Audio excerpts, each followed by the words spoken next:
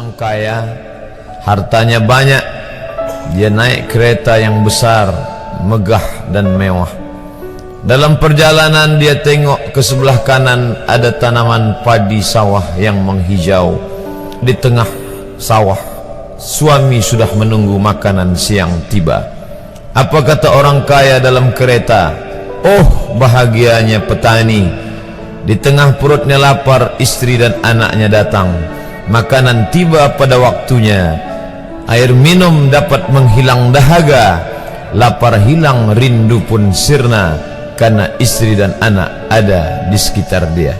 Bahagianya menjadi petani, kata orang kaya dalam kereta.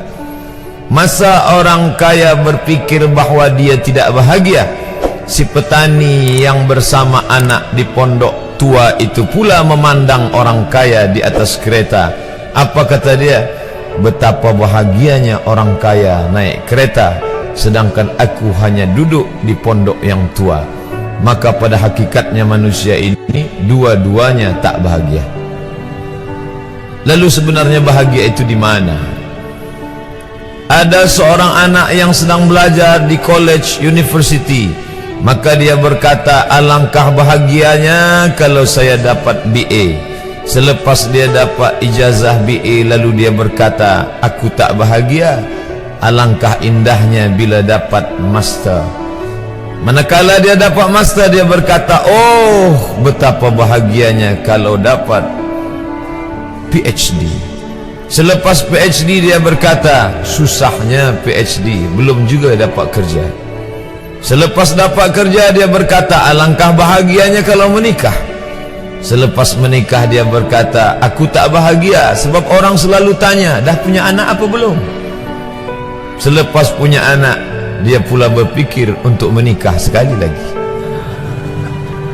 Jadi sebenarnya bahagia itu punya siapa? Oleh sebab itu bila kita baca kitab-kitab, maka makna sa'adah, kebahagiaan, orang yang bahagia sa'id, bahagia adalah insyirahus sadr, ketika hati terasa lapang apapun yang datang. Kalaulah pelajar yang mendapatkan BA itu hatinya lapang, tentu dia bahagia. Kalaulah petani yang berada di tempat rumah tua itu hatinya lapang, tentulah dia bahagia. Kalaulah orang kaya dengan kereta yang besar itu hatinya lapang, tentulah dia bahagia. Itulah mengapa Musa alaihi salam di tengah kesusahan hatinya akan melawan ayah angkat bernama Fir'aun, dia minta hati yang lapang. Kita semua baca doa itu, Rabbi syrahli, lapangkan dadaku. Itulah mengapa kakinya pecah berdarah, giginya patah, pelipisnya pecah meneteskan darah, tapi dia tersenyum bahagia kerana hatinya lapang. Allah sudah lapangkan hatinya. Apa kata Allah untuk dia? Alam nashrah laka sadrak. Itu beza Muhammad dengan Musa. Musa meminta, Rabbi shrah li sadri wa yassir li amri wahlul 'uqdatam min lisani yafqahu qawli.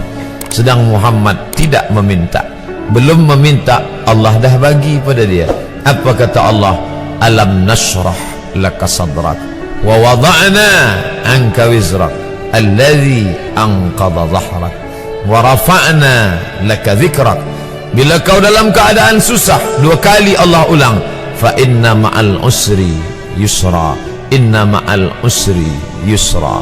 Hati lapang itulah yang membuat Haji Abdul Malik Karim Amrullah Buya Hamka tersenyum di dalam penjara.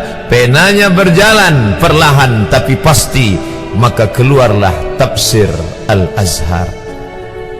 Hati yang lapang itu juga membuat Said Qutb tersenyum menghadapi tiang gantungan, walaupun dipenjara oleh Gamal Abdul Nasir, tapi sebelum kematiannya sempat pula menulis tafsir Fi Zilalil Quran, di bawah naungan bayang-bayang Al-Quran.